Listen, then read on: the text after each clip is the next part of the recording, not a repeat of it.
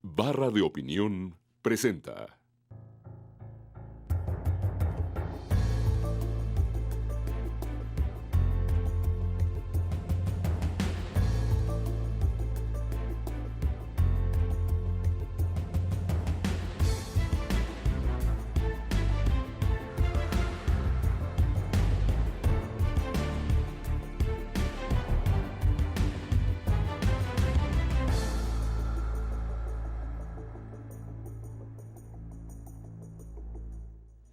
Hola, ¿qué tal? Muy buenas noches. Qué bueno que nos acompaña en esta nueva emisión de Entre Tres.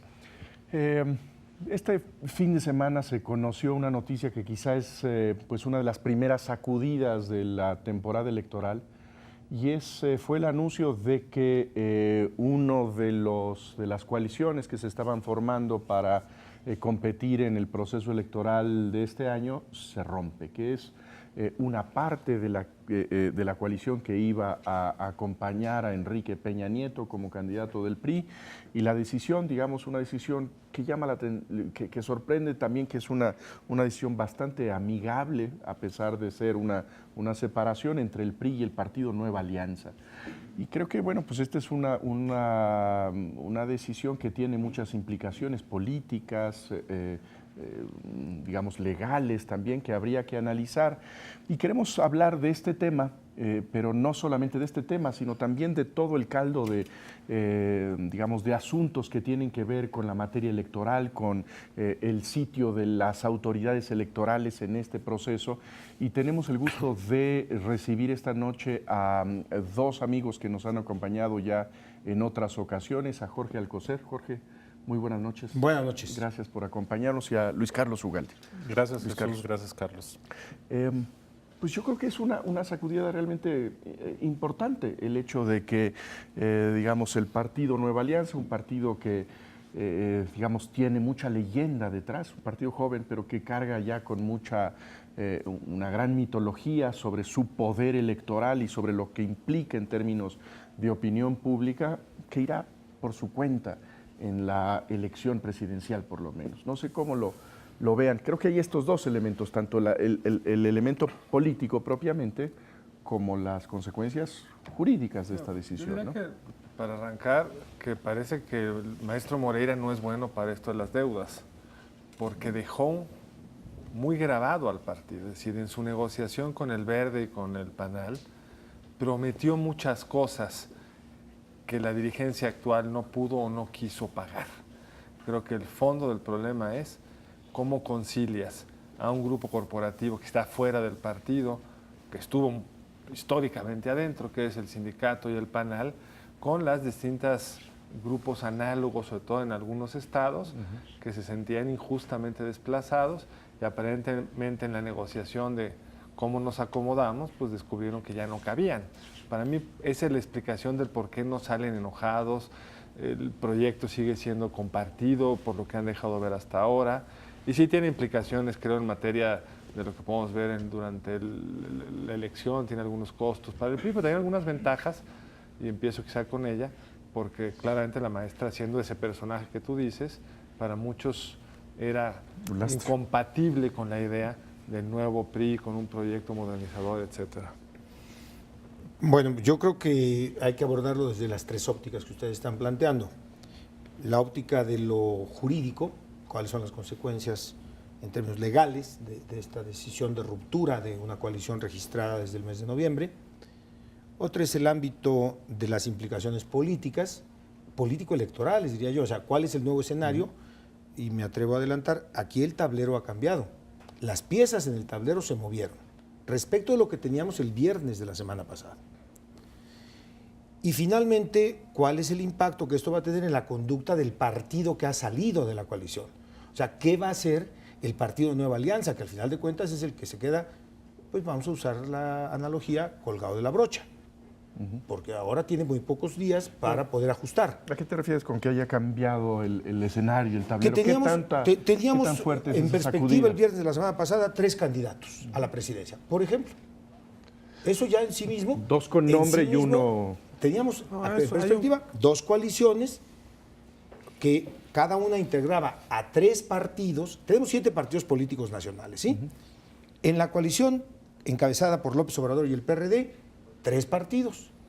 En la coalición, hasta el viernes de la semana pasada, encabezada por el PRI, por Peña Nieto, 3 partidos. Y nos quedaba el PAN como salero. Ahora con 3 precandidatos. Con 3 precandidatos. Si quieres guardar tu Trinidad. Pero al final de cuentas tendrán uno. No, por supuesto, pero creo que el tablero se mueve menos. Yo creo que se mueve mucho. Ahora veremos por qué. Yo creo que se mueve y mucho. Ahora, nada más en lo jurídico. ¿Por qué mucho? ¿Qué tan Porque relevante el Partido es Nueva esta? Alianza, contra lo que algunos han escrito, en el 2006, primero el Nueva Alianza ha participado solo en las 2 elecciones que lleva, ¿eh? No lo hizo en coalición. O sea, el Partido Nueva Alianza en 2006 obtuvo para diputados 4.5% y para senadores obtuvo 4.1%. Para presidente de la República, menos de 1%, 0.9%, por una cosa que hubo ahí, de un aparente acuerdo de transferencia de votos, de voto diferenciado. Lo que habla, un paréntesis, de una extraordinaria disciplina de los votantes de ese partido. Y en 2009, el Partido Nueva Alianza volvió a refrendar por sí mismo su registro, con 3.5, 3.6 de voto.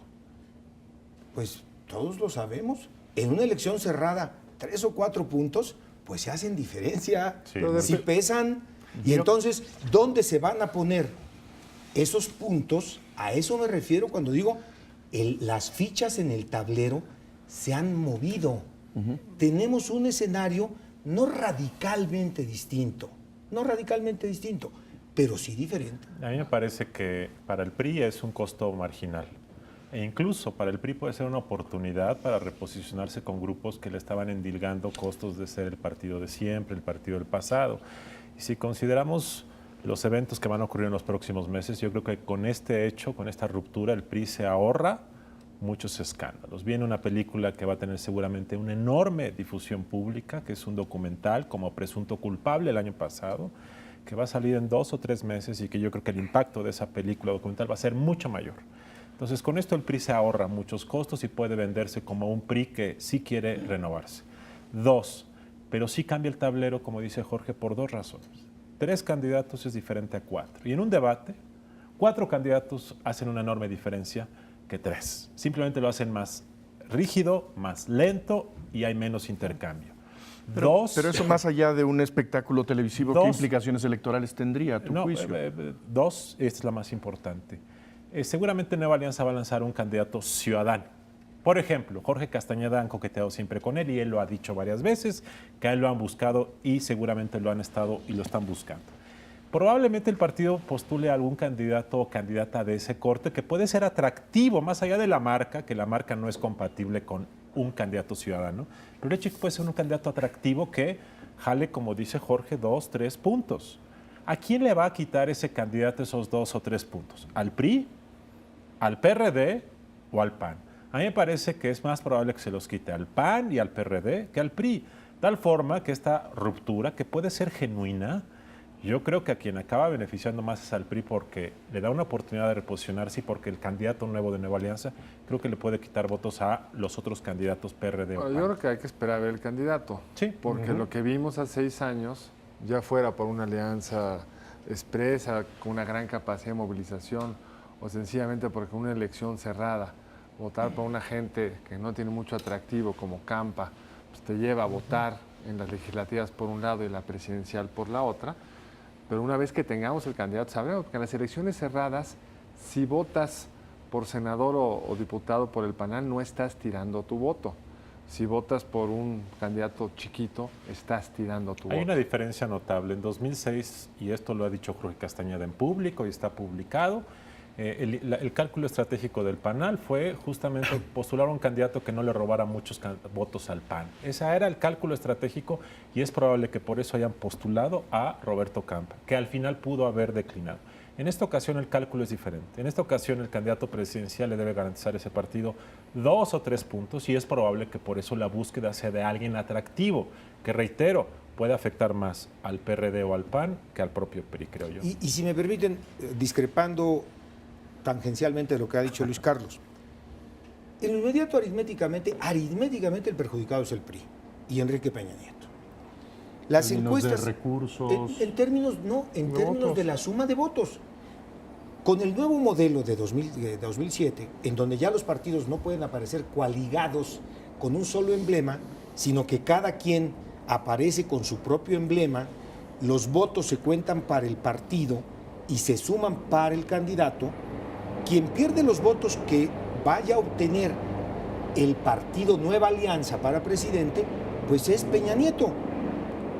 Es Peña Nieto. Ahora, ¿a quién le va a perjudicar ya en el saldo final? Eso es otra historia. Pero en lo inmediato, aritméticamente, en las encuestas que habíamos visto hasta el viernes de la semana pasada, en donde Enrique Peña Nieto, en coalición, PRI, Verde, PANAL, tenía un cierto porcentaje, pues si el PANAL valía 2 puntos o valía 4, pues de entrada hay que bajárselos, ¿verdad? Luego ya veremos lo que pasa. Ahora, yo sí ¿No? creo que hay una cuestión de percepción que no debemos de perder de vista. Yo creo que muchos gobernadores del PRI y de otros partidos, pero sobre todo el PRI, han tejido relaciones políticas personales con los líderes seccionales del sindicato de maestros. Por ejemplo, en el Estado de México. Y yo no sé si la fuerza política del Bester Gordillo hoy sea tal para poder generar esa disciplina, sobre todo cuando los miembros del sindicato y los líderes sindicales en particular perciben que ese poderío puede estar en declive ya, lo cual yo también creo. Y si eso es así, es probable que algunos líderes sindicales empiecen a generar ya una relación personal con el candidato del PRI y eso disminuya mucho la fuerza de coacción y de disciplina de Gordillo. Y eso entonces, por lo tanto, yo creo que hace pensar que probablemente el efecto negativo sobre Peña pueda ser menor. Me parece que es Estado por altamente estado, ¿no? especulativo. Hay que verlo estado por Exactamente. Habría que estado. ver estado por estado, ver en la práctica qué tipo de candidato tienen, si es realmente una gente que solo quiere testimonialmente jugarle a ganarle votos a Josefina ya si fuera la candidata y al observador, o por ejemplo en el debate va a ser agresivo con Peña, y entonces tiene un costo adicional por ese lado. Hay muchas imponderables. Lo que sí sabemos es lo que dice Jorge, y además que perdieron dinero. La forma en la que está ahora organizado tanto tiempo de spots en la tele y el radio como dinero, pues le cuesta tú sabes, tendrás el dato exacto, pero si antes íbamos a ver casi 2 por 1 a Enrique Peña Nieto versus el candidato del Les PAN. cuesta más en radio y televisión que en dinero, porque la generosidad del priista que negoció esos acuerdos, los originales, pues fue infinita, ¿no? Porque el PANAL y el Verde iban a aportar el 15% de sus dineros a la campaña común, 15% solamente. O sea, era verdaderamente una oferta tentadora. Donde sí pierden, Carlos, es en radio y televisión, porque ese pedazo del PANAL hay que restárselo de nueva cuenta al PRI. Puede ser marginal, pero en elección competida el margen se vuelve crucial. Simplemente. Pero tú lo estás dejo viendo en apuntado. ese sentido una elección que va a ser mucho más cerrada de lo que está empezando el año. Perdón, no me autocito, pero ha sido mi opinión desde hace un año. Quien diga que esta elección ya está decidida, que ya nomás era coser y cantar y sentarse a esperar que llegaran las urnas, se equivocó de cabo a rabo. Esta va a ser una elección competida. Estamos viendo, no solamente por este factor del que estamos hablando altera las coordenadas que estábamos analizando hasta el viernes pasado, pero creo que mientras la candidata o candidato del PAN no salga en lisa, debemos guardarnos en cuanto a las encuestas. En pocas palabras, Jesús, para responder tu pregunta, no hay nada escrito, pero creo que sí puedo adelantar algo, es mi perspectiva. Esta va a ser una elección competida, muy competida. Ahora, ¿pone en riesgo también la alianza con el Verde? Han salido a decir que no importa, no sé qué, que realmente está firme, pero los priistas que pierden en las entidades donde generosamente les dieron espacio a los niños verdes y amigos, que incluso son menos, digamos, miembros antiguos de la estructura priista, que entienden la lógica, que podrían buscar, como tú dices, desde afuera, vincularse nuevamente al PRI. Estoy hablando de Quintana Roo, el Estado de México, la Ciudad de México, donde van a llevar aparentemente candidatos del Verde. ¿Hay información de que esa esté tejiendo también otra vez? Pero yo me pregunto una cosa, lo dejo aquí sobre la mesa. Dicen que la razón para romper con el PANAL, una de las razones para romper con el PANAL, es que tuvieron encuestas en el PRI de que la alianza Peña Nieto, la profesora Gordillo, le restaba puntos a Peña Nieto. Pues yo nomás me pregunto si de descrédito hablamos, que acaso el Verde es la Madre Teresa de Calcuta, o el descrédito del Verde de qué tamaño será. Yo supongo que a pesar de este No sé. descrédito, yo creo que la alianza con el Verde se fortalece con esto, porque el PRI no va a estar dispuesto a romper todo. La marca de coalición, aunque sean dos, importa mucho en política mexicana. Entonces yo creo que esa no está rota, y yo creo además que la señal al interior del PRI de haber roto con PANAL para generar espacio a sus propios cuadros, yo creo que ha tenido un efecto positivo internamente. Yo creo que ahí esa es una de las cosas que me parece importante, que se trata de un acuerdo en donde básicamente la intención es no generar antipatías dentro del propio PRI, que me parece que eran muy riesgosas. El hecho de que una larga carrera priista de repente se ve desplazada por un acuerdo que hace el expresidente del PRI, sin ninguna... Pero solamente el expresidente del PRI, yo creo que también aquí no le carguemos al muerto lo que ya francamente es un poco Yo creo que tienes razón. abusivo. Me parece que lo ¿Qué firmó no el expresidente del Luis PRI Videgaray ahí en la con Enrique negociación? Peña Nieto. ¿No estaba Osorio Chong en la negociación? Por supuesto. Cuando salieron a anunciar quiénes estaban en los flancos de Humberto Moreira. Luis Videgaray, coordinador de campaña de Enrique Peña Nieto. Sí, sí, sí. Osorio Chong, hoy secretario de organización y futuro secretario general del PRI, en cuanto se vaya la actual secretaria de candidata a senadora. Ahora, Entonces, ¿quién negoció? Sí, sí, sí. Yo creo que tampoco hay que cargarle tanto la culpa al muerto. Pero lo que tenemos que No ver, solamente eso. ahora que fue lo de Guadalajara y la crítica fácil al PRI que se hace con frecuencia, se olvida algo. La razón principal de la acción política del PRI antes de la campaña, por lo que yo veo, es generar unidad interna. Que si en los eventos públicos aparece el viejo PRI, los dinosaurios, que si está el gober precioso, otras cosas que a muchos no nos gustan, lo que está generando en ese partido en este momento es una negociación que evite una ruptura. Y lo que hemos visto con este fin de semana en el caso del PANAL, y también lo que se vio en la conformación del Comité Nacional y en la conformación del equipo de campañas, hemos visto una suerte de inclusión. Reitero, yo no estoy juzgando de la calidad de las personas, pero al menos están generando ese tejido político de una negociación interna que evite lo que ha pasado antes. Les evitó mayor conflicto Y interno entonces, al PRI, ¿no? entonces creo que eso lo están resolviendo medianamente bien. Evitar 2006, 2000. Y ya después verán cómo luchan contra el descrédito de algunas figuras, que esa es la crítica del Círculo Rojo, pero ellos tienen claro, creo yo, de que ahorita hay que empezar sin fracturas internas, y por eso yo creo en parte lo del PANAL, creo. La pregunta es si el Verde no está también generándola, ustedes creen que no, pero habrá que discutir esto u otros temas realmente en el siguiente segmento. Estamos un momento más aquí de regreso en Entre Tres.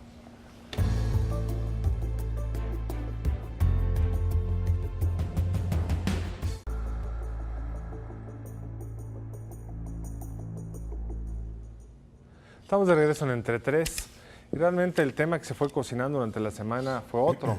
Es toda la discusión respecto a qué se pueden hacer con estas reglas electorales. La primera elección presidencial que tenemos con este paquete de reglas y han ido surgiendo muchas incertidumbres. Una, por ejemplo, ¿se puede o no organizar debates desde los medios de comunicación? ¿Qué tipo de sanciones podrían enfrentar estos periodistas que han sido citados por el tribunal? ¿Cuáles son las restricciones realmente a la libertad de opinión que impone hoy la nueva ley electoral? Entre muchas otras que van a ir surgiendo, me parece que es una regla nueva, con un espíritu de controlar el detalle de forma tal que hay que discutir qué significan muchos de los puntos y va a ser una elección muy litigiosa, muy peleada ante los tribunales. Y ya vimos pues, una primera como conflicto por parte de la Cámara de Industria de la Radio y la Televisión preguntándole al IFE qué podemos hacer. ¿Qué se puede hacer realmente con esta regla en términos de opinión pública, debates, etcétera? Bueno, antes que nada un comentario general. A mí me parece que esta ley electoral es sobreregulatoria y la sobreregulación genera litigio en cualquier materia penal, civil, mercantil.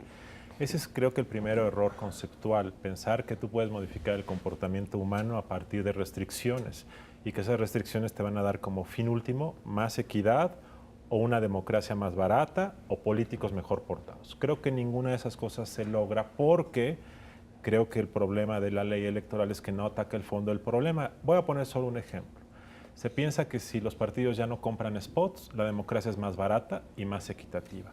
Pero no vas al fondo del problema, que es la concentración de la industria, de la propiedad de la industria. Si tú solamente quieres regular el punto de venta, en lugar de atacar la concentración, lo que acabas generando es lo que ya se generó. Un mercado negro en donde se vende cobertura editorial.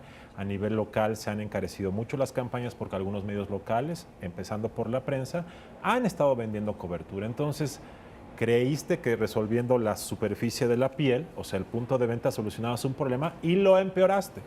Este tipo de temas está plagada la ley electoral y por eso sobreregula, genera litigio y no ataca el fondo del problema. De tal forma que tenemos una ley que pone camisas de fuerzas, pone muchas prohibiciones. Los partidos aprendieron desde hace mucho tiempo, pero sobre todo ahora que gritar y quejarse genera publicidad, de tal forma que el litigio es una táctica de campaña. Y al final el IFE es el que padece por una sobrecarga. Ese es un primer comentario que quiero hacer. Yo creo que tenemos efectivamente un debate que distrae la atención. Seguimos discutiendo las reglas en lugar de discutir lo que partidos, coaliciones, precandidatos, candidatos nos están proponiendo. Y me parece que esto no es deseable. Y coincido con Luis Carlos, los partidos están haciendo del litigio una forma de publicidad. El IFE se ha llenado de quejas, todos contra todos.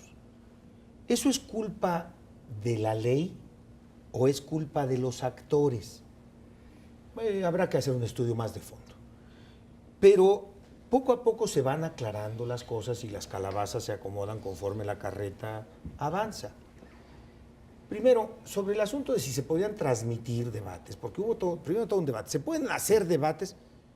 Pues, para hacer debates, sí. La discusión de fondo era, ¿se pueden transmitir por radio y televisión debates entre precandidatos? Ese era el debate. Pues ya quedó aclarado, ¿no? Yo ya no voy a hablar por los que ya salieron. Ya salió el presidente del IFE, el doctor Leonardo Valdés.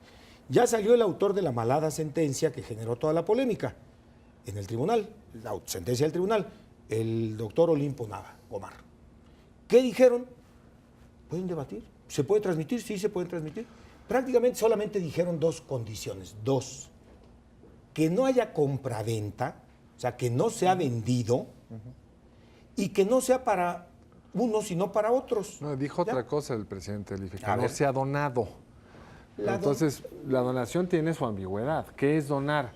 Si ahorita se presentan aquí 3 precandidatos. Está perfectamente autorizado, hasta donde yo le oí a Valdés y a Olimpo. No califica como donación. No, para nada. ¿Por qué no? Porque desde donaron el tiempo, Carlos, para que desde puedan la debatir. sentencia de septiembre del año pasado, el caso Nayarit, el ponente, y luego se lo autorizaron así los magistrados, dijo, los debates que se transmitan dentro de los espacios noticiosos regulares no tienen problema. Entiendo, para seguir con el ejemplo de esta emisión de Entre Tres, que esta es una emisión regular, no es un programa especial. Si aquí ustedes hoy tuvieran o mañana tienen a los 3 precandidatos de Acción Nacional o pasado mañana tienen a los 4 candidatos a la presidencia de la República, eso es absolutamente acorde a la Constitución y a la ley. A ver, Jorge. Lo que no, más para terminar, lo que no se vale es hacer un debate con un solo precandidato, porque pues entiendo hasta donde me da la lógica que para debatir pues se requieren 2, ¿verdad? Si no, pues eso es una entrevista. Pero sí hay, me parece que un retroceso básico en el sentido? desarrollo político de México, que me parece que habíamos llegado a la elección anterior con un acuerdo básico sobre el piso de las reglas y había discusiones sobre muchas cosas, pero teníamos un acuerdo sobre las reglas. Ese lo perdimos. ¿En cuándo? ¿En 2009 o 2006? Perdimos con la reforma última a la legislación electoral.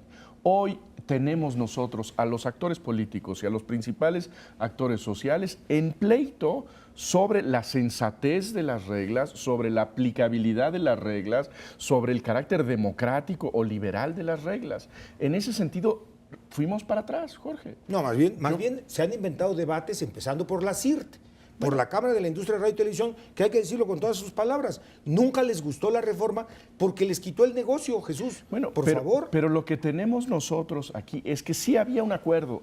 Y creo que una de las cosas fundamentales para un proceso electoral es que los distintos actores políticos sepan qué es lo que se vale y qué es lo que no se vale. En un juego de fútbol es muy claro, cuando empieza el torneo, que no se puede agarrar la pelota con la mano. En ese sentido, lo que tenemos hoy es una terrible confusión en donde no sabemos cuáles son las faltas, cuáles son las expulsiones, cuál es el terreno. Y estamos entrando a una campaña electoral con una gran incertidumbre, no sobre quién va a ganar, sino cómo se juega este deporte. A mí me parece que eso significa un retroceso importante.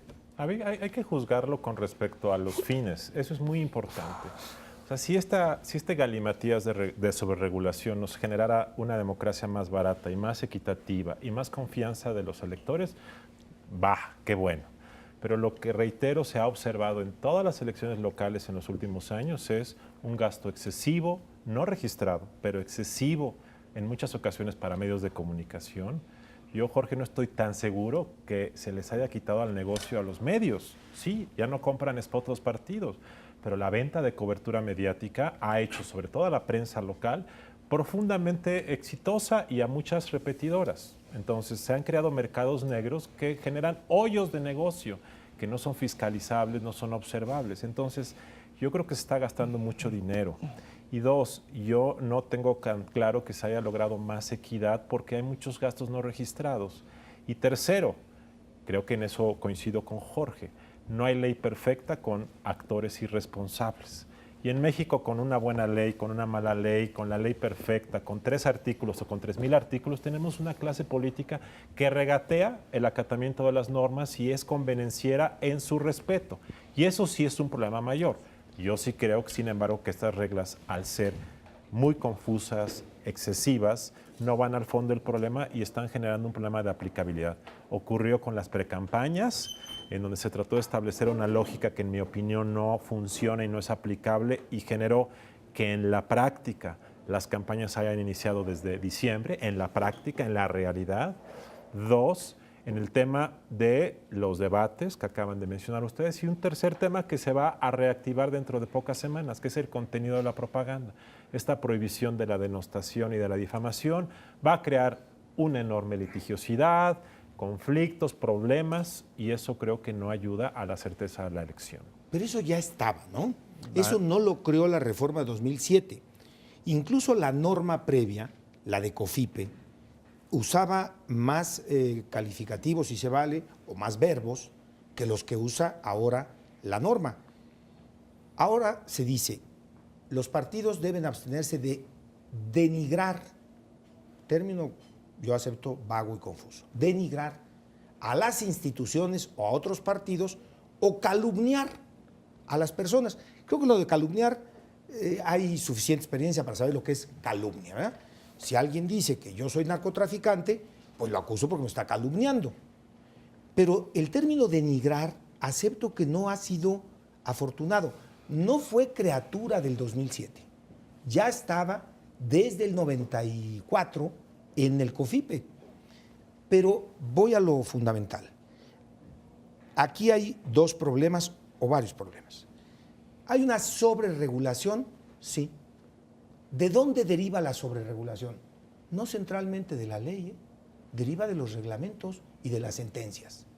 Aquí ha habido una conducta de las autoridades electorales de estar queriendo ir más allá una y otra vez de lo que el legislador ordinario colocó en la ley. Pero, por ejemplo, a mí hay una cosa que me llama mucho la atención en este afán, digamos, de la regulación, que es la pretensión de que la ley puede definir cuáles son los tiempos de la política y que, por lo tanto, a partir de la ley puede establecerse en qué momento un actor político puede decir yo aspiro, yo quiero quiero ser diputado, quiero ser senador, quiero gobernar la Ciudad de México, quiero ser presidente de la República. Y en ese sentido, lo que nos encontramos gracias a la ley, y eso me parece que sí es obra y gracia de nuestra ley, es a una simulación verdaderamente lamentable que creo que es la peor pedagogía cívica que puede haber, que es que nosotros vemos actores políticos que están tratando de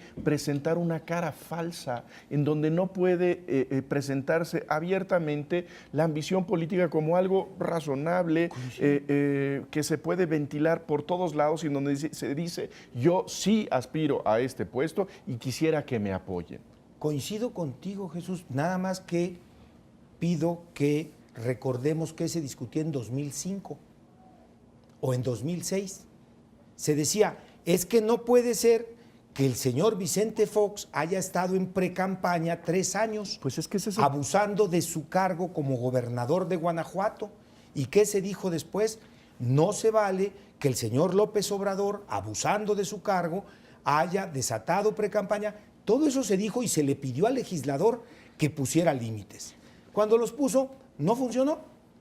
Es que Bueno, yo creo, pues yo- algo Pero no funciona. es que fue una mala lectura del problema que teníamos. Nosotros no entendíamos en dónde ¿Pero fue venía el solamente problema. de la ley o fue un asunto más generalizado? Es mi pregunta. Bueno, desde luego de los actores políticos. Yo lo que, ¿Y de yo la lo que sociedad? diría es que no tuvo la capacidad la clase política mexicana de entender cuál fue el problema del 2006 y pensó que esta, digamos, deslealtad al sistema democrático podía ser resuelto con una nueva ley electoral. Yo creo que cuando no hay un compromiso con la legalidad, la cambies de la manera en que quieras, no se resuelve el problema. Podemos coincidir en eso. Y además una cosa, o sea, el asunto es que una buena ley, una buena norma debe tener pocas hipótesis y tener un impacto global.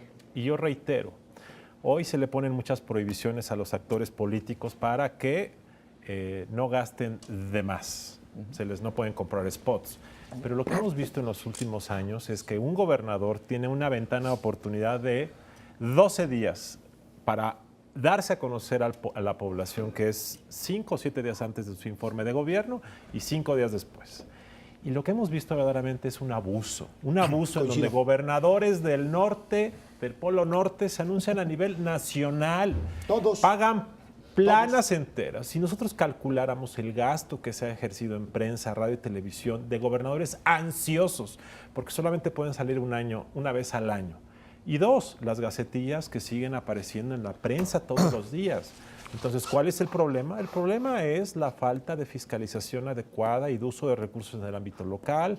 2, tiene que ver con la falta de criterios para asignar presupuestos de publicidad. Nada de eso tiene que ver con lo electoral, nada de eso. 3, la estructura de la propiedad de la industria de medios electrónicos, que no se ha hecho nada. Tal forma que, reitero, una ley electoral en donde tú le dices a los legisladores resuelvan estos problemas de inequidad que sí existen, sí existían. Si había una demanda de evitar el trato que en ocasiones era discrecional y abusivo con los medios electrónicos, acabaste por generar malos instrumentos y yo creo que en muchos casos empoderaste más a esos llamados poderes fácticos. Bueno, tenemos que ir a una pausa. Regresamos muy pronto a seguir hablando de estos temas, de algún otro que brinque al ratito. Regresamos muy pronto.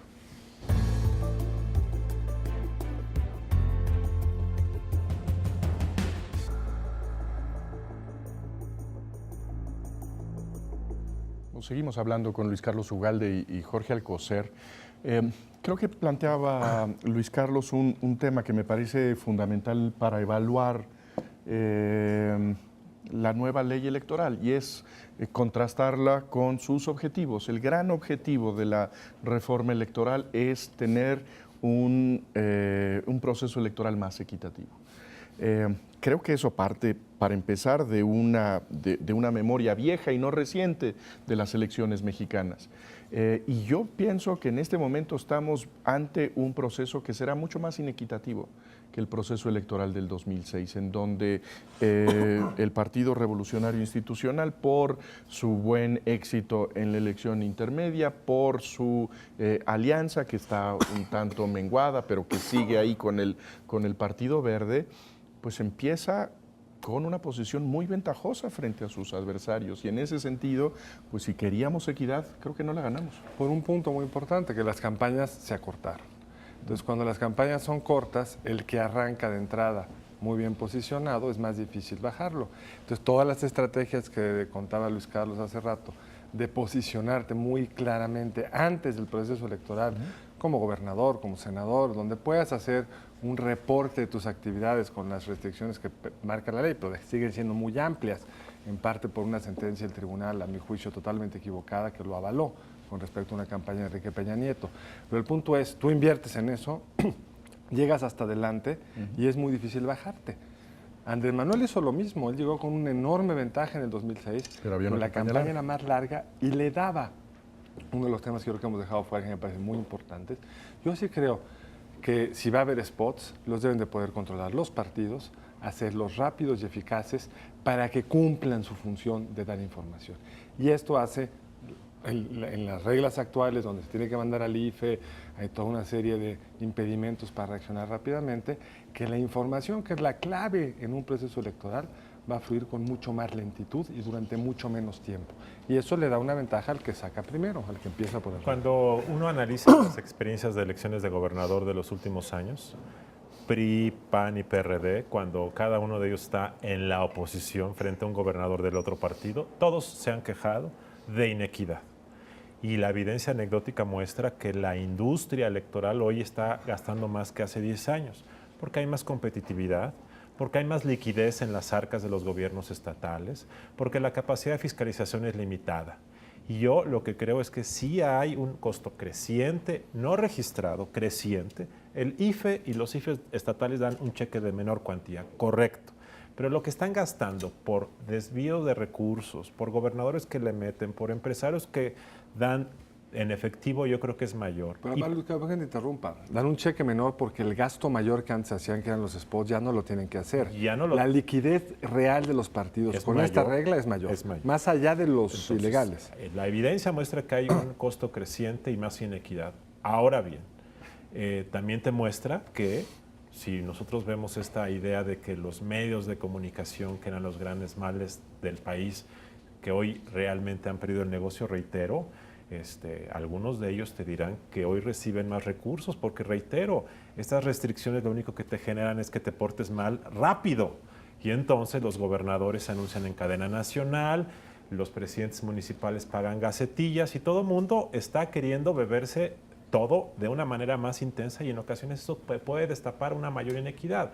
Entonces yo creo que, reitero, pocas reglas para la equidad debiese ser fiscalización de las finanzas locales, 2, cuidar el desvío de recursos públicos y 3, si vamos a entrar al tema de los medios, yo prefiero un esquema en donde haya prohibición absoluta, con una industria que esté más dispersa en su concentración de propiedad. Creo que por ahí debiese ir el tema.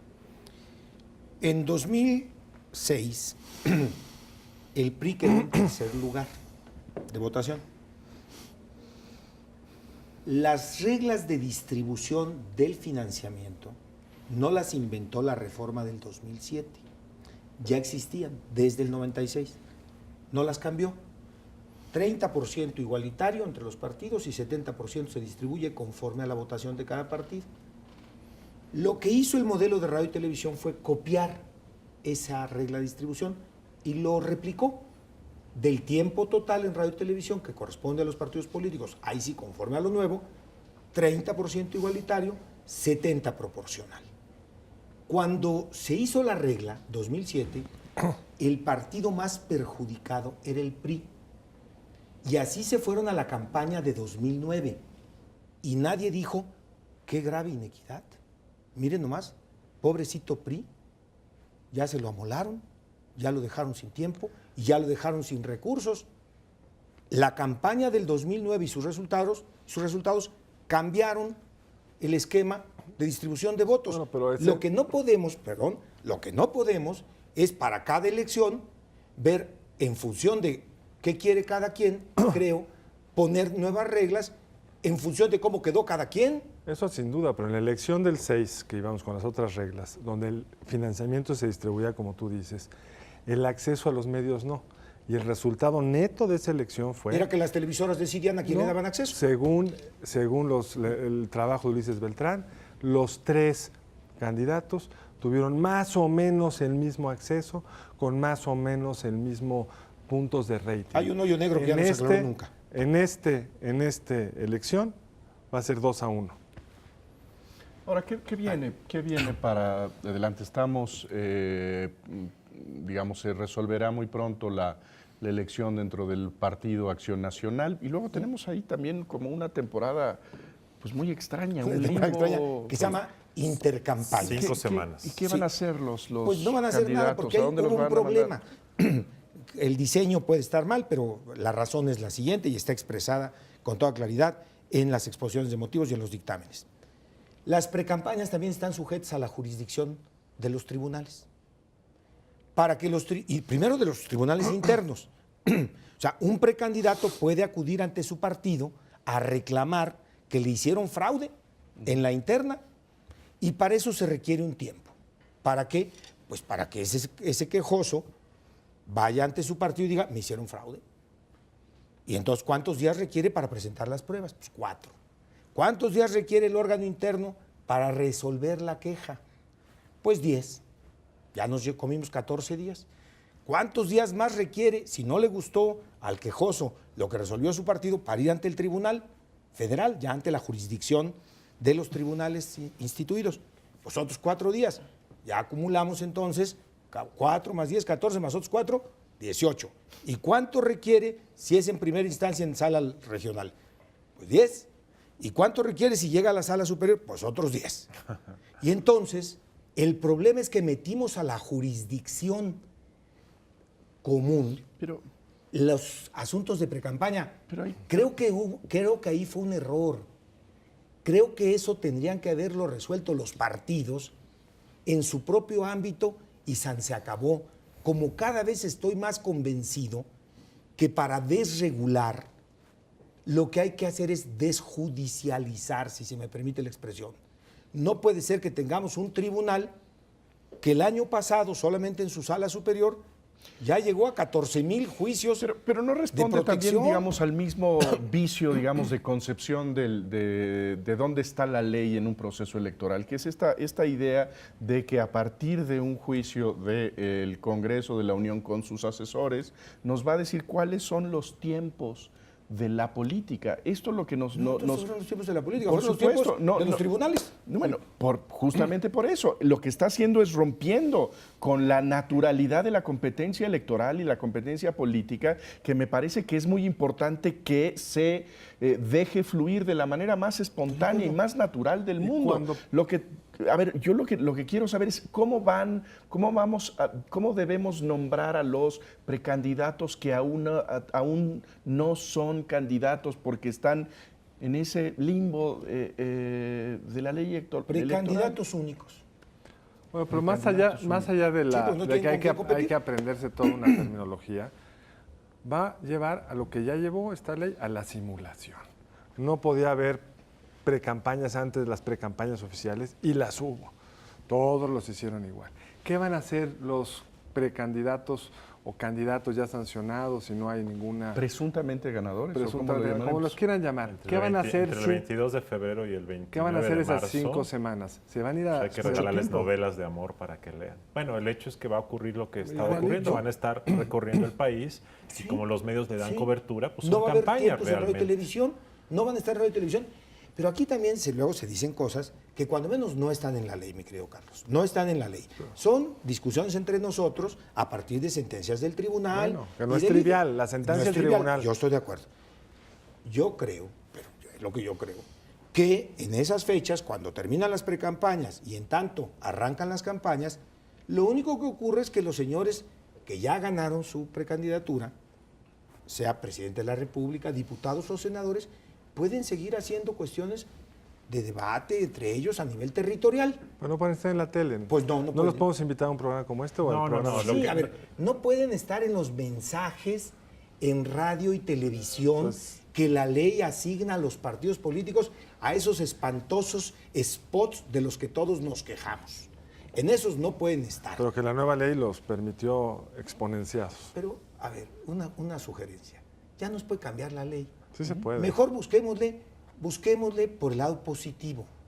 ¿Cómo se buscan las interpretaciones entre todos, desde la sociedad, desde los medios, que faciliten el debate y que faciliten la exposición ante la sociedad de esos precandidatos con los valladares básicos que puso la Constitución y que puso la ley? porque la exageración en la regulación, insisto, no está en la ley. O sea, lo que va a ocurrir en la práctica es que vamos a seguir con esta temporada electoral y lo único que va a ocurrir a partir del 22 de febrero, que es cuando concluyen 29. las... 29 de febrero. Es entre el 22 concluyen los comicios internos. Bueno, lo que va a ocurrir a fines de febrero es que el PAN dejará de aparecer en spots, los precandidatos del PAN. Y entonces durante todo el mes de marzo, Peña, López Obrador, el candidato del PANAL y el del PAN estarán fuera de circulación de spots. De spots. Pero estarán haciendo eventos de campaña y tendrán la cobertura mediática y de radio y por lo tanto será una campaña sin spots. El efecto negativo, creo que es cierto, hay que buscar el lado bueno porque ya no hay solución, es que hubiera debates televisados por los medios de comunicación. Los va a ver. Muchos de ellos se van a resistir a darles el espacio argumentando que la ley es complicada. Pero lo que vamos a hacer al final, el saldo negativo va a ser es que las campañas van a ser más largas en tiempo y va a haber como diversos periodos en donde la gente dice, bueno, estaban en spots, ahora ya no están en spots, ahora vuelven a estar en spots. Esta cuestión sí probó que puede acabar siendo muy desgastante para la opinión pública y puede acabar siendo un evento mucho más largo en tiempo, porque la reforma electoral buscaba que las campañas que duraban 6 meses duraban ahora 3. Y efectivamente, en términos reales, empiezan el 30 de marzo y acaban el 27 de junio. Pero en la práctica lo que hemos visto, como acaba de quedar claro, es que van a durar 7 meses quizás si tomamos en consideración el mes de diciembre, ¿no? Ahora, otro fenómeno que yo creo que hay que registrar del paisaje electoral es el desprestigio de la autoridad electoral. Yo creo que eso ya es claramente medible. Tenemos nosotros una encuesta reciente donde ubica que prácticamente la mitad de la población, el 47%, de acuerdo a una encuesta del Universal, no siente confianza por el IFE. Yo creo que esto es algo que también significa un retroceso. Yo creo que es algo que debe llamar de inmediato la atención de la autoridad electoral. Habrá otras encuestas que se puedan poner sobre la mesa, pero la que tú mencionas, Jesús, a mí me parece preocupante. Es grave, ¿no? Es grave porque, y aquí Luis Carlos me corregirá, no recuerdo un arranque de proceso electoral, salvo el de 94, ya refiriéndonos a lo posterior, en donde la autoridad electoral inicie o esté en pleno proceso, porque ya estamos en pleno proceso, y tenga el cuestionamiento de incredulidad, de falta de confianza de la mayoría de los entrevistados.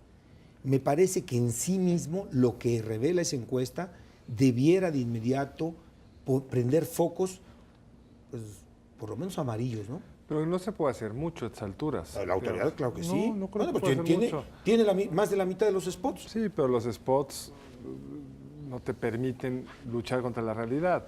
El tiempo en el que estuvo vacío el instituto, el permanentemente estar siendo criticados por los partidos, porque en cuanto sale una resolución que no te gusta, lo criticas y viceversa. Entonces la propia judicialización de la elección genera que siempre alguien esté hablando mal del IFE durante el proceso, no como antes que hablaban más bien al final. Me acordaba que hay una propuesta de que en el Consejo General a los partidos se les devuelva el voto, pero se les quite la voz. Sería muy sano, probablemente. Sí, efectivamente, ese es un tema que está. Las cosas han cambiado y creo que hoy el IFE enfrenta más adversarios afuera. Por ejemplo, los medios de comunicación que ante esta regulación compleja pues se han convertido en, antes eran aliados, en 2006 lo fueron, en 2000 también, y ahora son críticos. 2, por culpa del Congreso durante un año o más el IFE estuvo incompleto y fue una crítica constante, que no es culpa del IFE, es culpa de actores externos. Y en 2006 el IFE enfrentó una adversidad, pero fue después de la elección, no antes. Entonces, en este momento, en 2006, el IFE tenía un enorme apoyo de confianza, que después cambió cuando vino el problema postelectoral. ¿Crees que va a tener el costo que se ha mencionado más de una vez, de que la parte voluntaria de la maquinaria electoral, los funcionarios de casilla que son No creo que sorteados? eso lo afecte mucho. Yo creo que ellos van a participar, yo creo que el IFE lo va a hacer muy bien, lo está haciendo muy bien. Yo creo que eso va a ser impecable y vas a tener gente que no quiere participar. En todo caso, yo creo que el factor que más puede afectar la capacitación de funcionarios tiene que más que ver con la inseguridad, pero no con esto. La gente cuando quiere participar se pone muy contenta y acudir al llamado del IFE. Pues es un tema complicado, nos faltaron muchas cosas, pero Algunas. avanzamos en esto. Jorge, muchas gracias. Gracias a ustedes. Luis Carlos. Gracias, Carlos. Gracias, Jesús. Y gracias a ustedes por acompañarnos en esta emisión de Entre Tres. Nos vemos el siguiente lunes. Buenas noches.